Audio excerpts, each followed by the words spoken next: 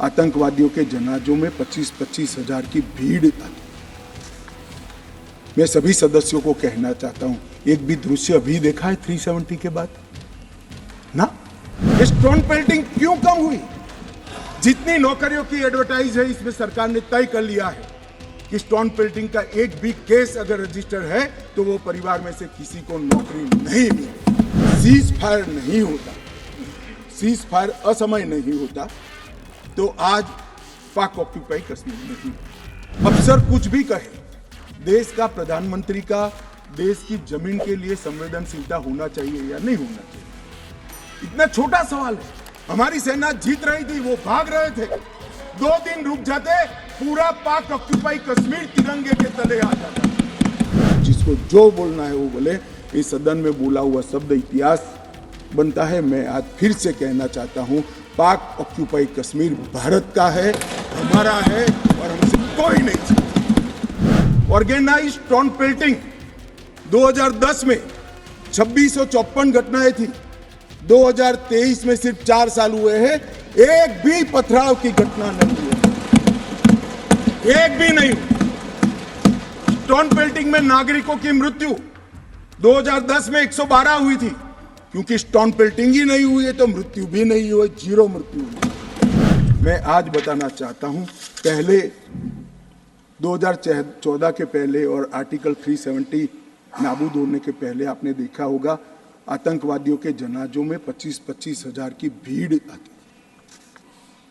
मैं सभी सदस्यों को कहना चाहता हूं, एक भी दृश्य अभी देखा है 370 के बाद ना? कोई नहीं करता साहब, क्योंकि हमने निर्णय किया है जो भी आतंकवादी मारा जाएगा उसी जगह पे संपूर्ण धार्मिक सम्मान और रीति रिवाज के साथ वहीं दफना दिया जाएगा। स्टोन पेल्टिंग क्यों कम हुई? जितनी नौकरियों की एडवर्टाइज है, इसमें सरकार ने तय कर लिया है कि स्टोन पेल्टिंग का एक भी केस अगर रजिस्टर है तो वो परिवार में से किसी को नौकरी नहीं मिलेगी। क्यों ये विदेश भागकर आतंकवाद करते हैं? वो लोग डरे हैं क्योंकि हमने तय किया है, जिसका परिवार का जन पाकिस्तान बैठकर आतंकवाद को प्रोत्साहन देता है, उसके परिवार में किसी को नौकरी नहीं मिलेगी। मान्यवर, हमने तय किया है कि जो टेलीफोन रिकॉर्ड के आधार पर प्रस्तापित होता है कि किसी का परिवार का व्यक्ति लिप्त है आतंकवाद को बढ़ावा देने में, तो नौकरी में है तो भी उसको डिसमिस करने के सर्विस रूल्स हमने बनाए। मान्यवर, सेना भेजने में देरी क्यों हुई? और ये कहते हैं कि इसके बाद भी देरी हुई है। मैं साहब एक रेफरेंस सैम मानेकशॉ का देना चाहता हूं। फील्ड मार्शल सैम मानेकशॉ तब डायरेक्टर ऑफ मिलिट्री ऑपरेशंस थे। उन्होंने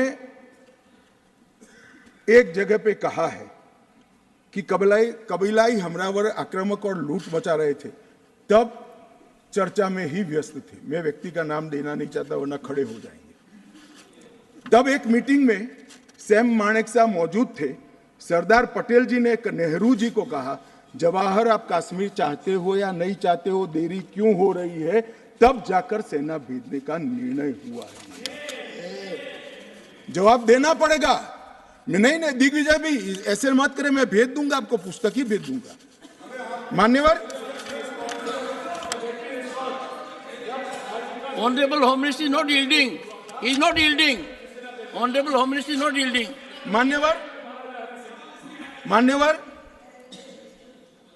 एक बात सर्वविदित है, अगर असमय सीज फायर नहीं होता, सीज फायर असमय नहीं होता तो आज पाक ऑक्यूपाई कश्मीर नहीं होता। अब पत्रों का जिक्र कर रहे हैं, किसी अंग्रेज सेनापति ने देखा, मैं जरूर देखूंगा इसको, अगर लिखा है तो देखना चाहिए। परंतु अफसर कुछ भी कहे, देश का प्रधानमंत्री का देश की जमीन के लिए संवेदनशीलता होना चाहिए या नहीं होना चाहिए? इतना छोटा सवाल है।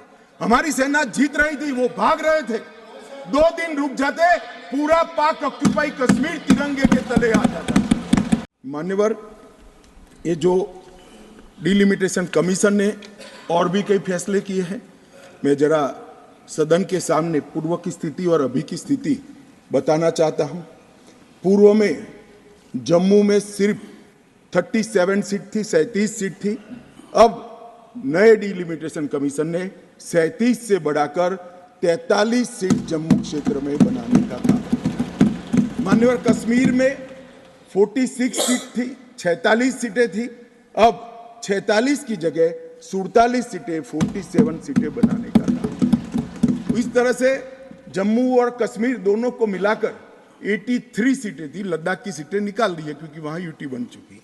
83 सीटें थी, उसकी जगह 90 सीटें अब डिलिमिटेशन कमीशन ने करी है, जिसको भारत सरकार ने माना है। और पाक ऑक्यूपाई कश्मीर की 24 सीटों को आरक्षित रखा गया है, क्योंकि हम अभी भी मानते हैं, कोई जिसको जो बोलना है वो बोले। इस सदन में बोला हुआ शब्द इतिहास बनता है। मैं आज फिर से कहना चाहता हूं, पाक ऑक्यूपाई कश्मीर भारत का है, हमारा है, और हमसे कोई नहीं छीन। 2004 से 14 जब सोनिया जी और मनमोहन जी की सरकार थी, कुल आतंकवादी घटनाएं 7,217 हुई थी, और अब आतंकवादी घटनाएं सिर्फ 2,197 हुई है। ये 10 साल। अब सुन लीजिए, बाद में मुद्दा खड़ा करिए खड़गे जी। 70% की कमी हुई है मान्यवर, 70% की कमी हुई, और उसमें धारा 370 हटाने के बाद केवल और केवल 4 साल ही गए। सिक्योरिटी फोर्स और नागरिक टोटल 2829, करीब 3,2900 नागरिक और सिक्योरिटी फोर्सेस मारे गए। अब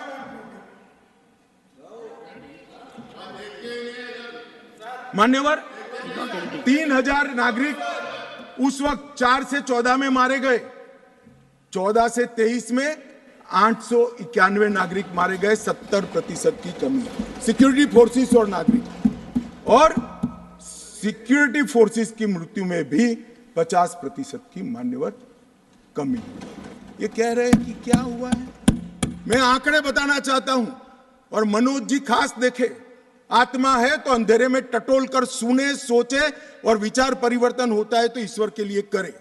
मान्यवर, ऑर्गेनाइज्ड स्टोन पेल्टिंग 2010 में 2654 घटनाएं थी, 2023 में सिर्फ 4 साल हुए हैं, एक भी पथराव की घटना नहीं हुई, एक भी नहीं।